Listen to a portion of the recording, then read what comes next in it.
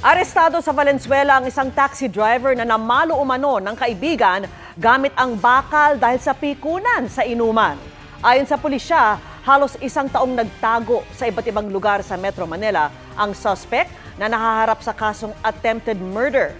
Aminado siya sa pamamalo pero giit niya, sinubukan umano siyang sabuyan ng alak ng biktima. Nang umuwi, inabangan pa raw siya at pinagbantaan na papatayin. Nakakulong ang akusado sa custodial facility ng Valenzuela Police. Umakyat na sa 4 ang nasawi sa tumawid na sand carrier vessel sa Rizal, Occidental, Mindoro. Patuloy namang hinahanap ang 7 iba pa na nawawala. Nakatutok si Bam Alegre.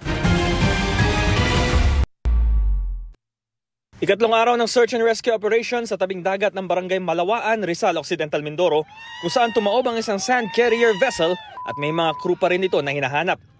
Sa 9 na nawawala, 2 ang nakuha kanina ng Philippine Coast Guard. Isang labi sa accommodation area ng barko sa ilalim ng bridge pasado alas 8 ng umaga kanina at bago naman magtanghali, isa pang bangkay sa main deck ng barko. Sisegundahan pa natin yung this identity na nakita natin kanina or given identity ay base dun sa mga survivor.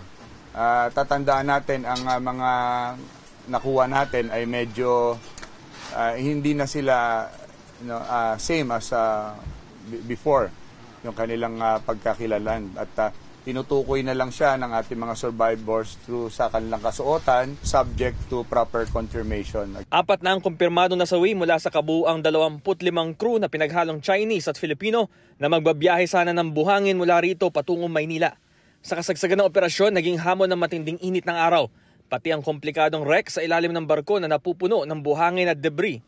Kanina isang diver ng PCG ang nakaranas ng diving sickness at dinala sa ospital para sa pangunang lunas. As a diver also, this is not a recreational activity. This is a high-risk na activity. It's actually, nagpe-penetrate yung mga divers natin in a confined space with debris.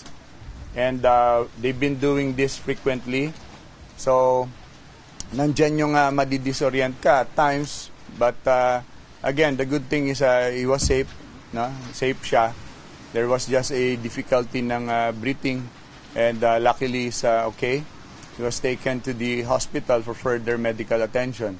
Nagpadala na rin ng demand letter ang PCG sa may-ari ng barko na Honghai 16 para harapin ang responsibilidad sa mga nakaligtas na crew.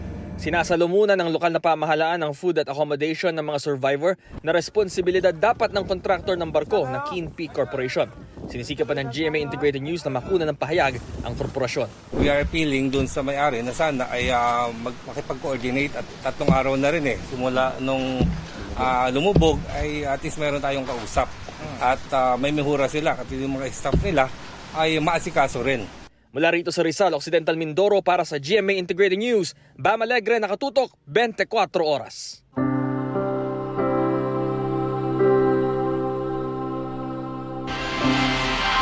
Buong araw na nasulit sa Boracay ang magandang panahon bago ang paghihigpit, lalo sa pag-iingay simula bukas, Biyernes Santo. Pinaghahandaan na rin doon ang prosesyon at alamin natin ang latest sa sitwasyon doon sa live na pagtutok ni John Sala ng GMA Regional TV. John. Vicky, patok ang mga beach at water activities dito sa isla ng Boracay. Pero ilang mga turista hindi isinantabi ang espiritual na aspeto ng Semana Santa sa kanilang pagbabakasyon dito sa isla ng Boracay.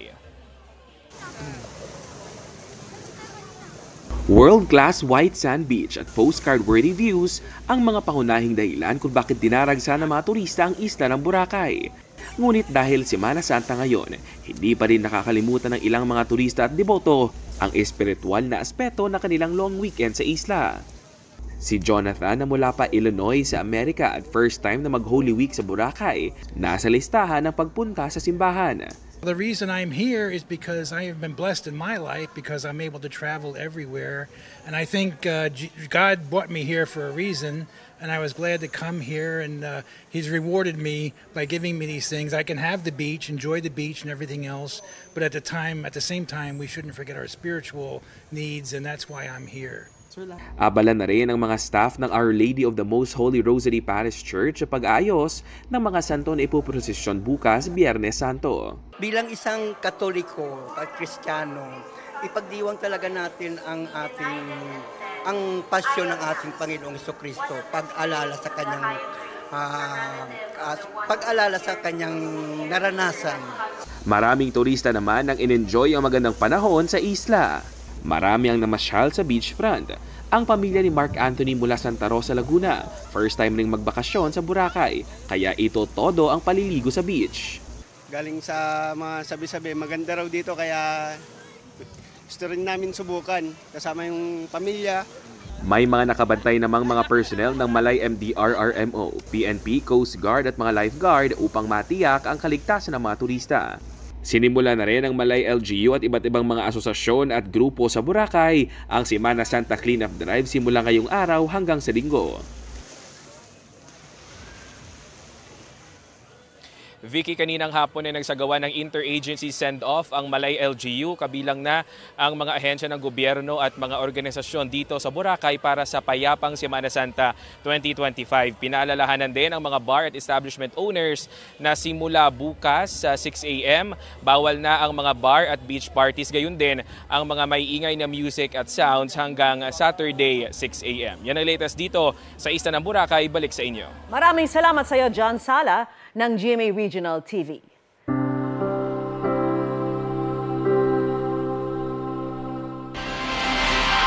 Ngayong Huwebes Santo, tayo na sa Antipolo at dooy mag-alay lakad tayo. Hanggang 7 milyong deboto ang inaasahang lalahok sa tradisyon na target makasungkit ng world record ngayong Semana Santa. Ang sitwasyon doon tinututukan live ni JP Soriano. JP. Emil, mga kapuso, at para bigyang daan nga ang pagdating ng ganong karaming mga deboto na papunta sa Antipolo Cathedral, isinara na po yung isang bahagi ng Quezon or isang bahagi ng Ortigas Avenue Extension sa panulukan po ng rotonda ng Tikling. At nakikita nyo naman po sa aking likuran, sunod-sunod po ang pagdating ng ating mga kababayan papunta po sa Antipolo Cathedral ngayong Monday, Thursday.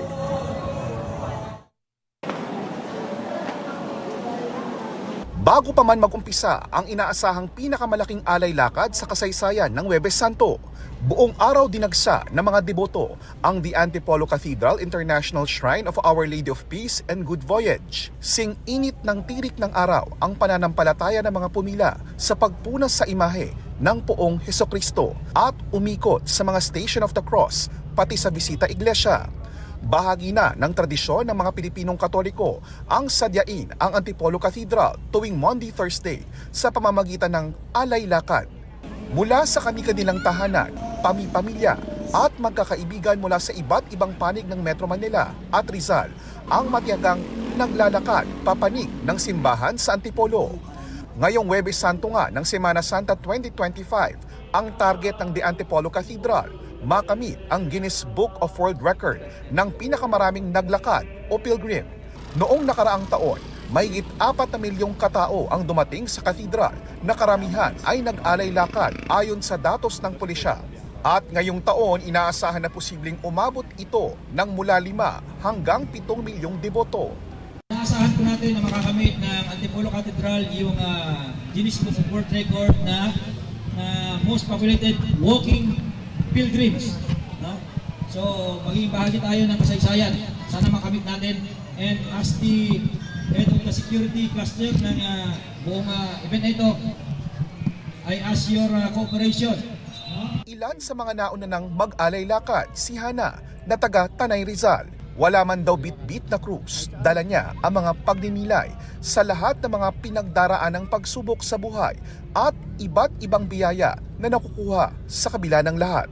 Mas lumalalim po kasi yung pagkakakilala mo kay Jesus. Mas lumalalim yung connection nyo po sa Kanya. Lalo na kapag yung kung feeling mo isa ka sa nakakaranas, kahit konti po, sa paghihirap na naranasan niya po. Bandang hapon, nag-umpisa na ang bulto ng mga debotong maglakad papuntang Antipolo Cathedral. Karamihan sa kanila, dito nag-uumpisa sa may bahagi ng Tikling Road sa Taytay. Ang alay lakad kung manggagaling dito inaabot ng 2 hanggang 3 oras na lakaran, depende sa pacing o bilis ng lakad. Nakausap ko ang ilan sa kanila at inalam kung ano ba ang nasa isip nila habang nag-aalay lakad ngayong Huwebes Santo. Yearly po talaga namin ginagawa to bilang pasasalamat po. Simpleng bagay para sa Panginoon. Masarap po para sa amin. Sa akin po kasi ngayon may pinagdadaanan din po ang pamilya namin. So, masarap po sa pakiramdam pag naabot namin yung katedral. Ayon sa The Antipolo Cathedral, nais man nilang gumawa ng kasaysayan.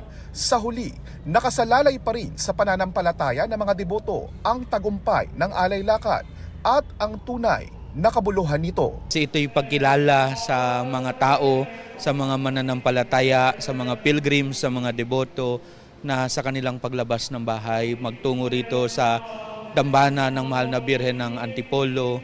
So ang bawat isa ay nakikiisa. So ito'y pasasalamat ng simbahan sa lahat ng tao na ever since noong unang panahon pa ay nag-aalay lakad to.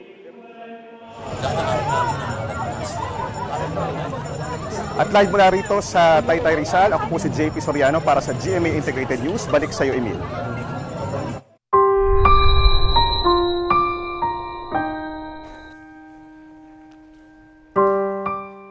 Tuloy ang pagpupugay natin sa nag-iisang superstar. Bagamat pinakatumatak na linya niya yung sa pelikula yung Walang Himala. Alam niyo bang may mga karanasan siyang tila patunay na meron nito? Kabilang dyan ang ilang beses ng tila pagharap niya sa kamatayan na ikinuwento niya sa Fast Talk with Boy Abunda. Sigaw ako ng sigaw, wala akong marinig na boses sa akin. Tapos, yung pangatlo, namatay na ako ng 3 minutes. At muli po pa kaming nagpaparating ng aming pakikiramay sa lahat ng naulila ng nag-iisang superstar, Nora Honor. At yan namang balita ngayong Huwebes Santo. Ako po si Mel Tiangco. Ako naman po si Vicky Morales para sa mas malaking misyon. Para sa mas malawak na paglilingkod sa bayan, ako po si Emil Sumangil. Mula sa GMA Integrated News, ang News Authority ng Pilipino, nakatuto kami 24 oras.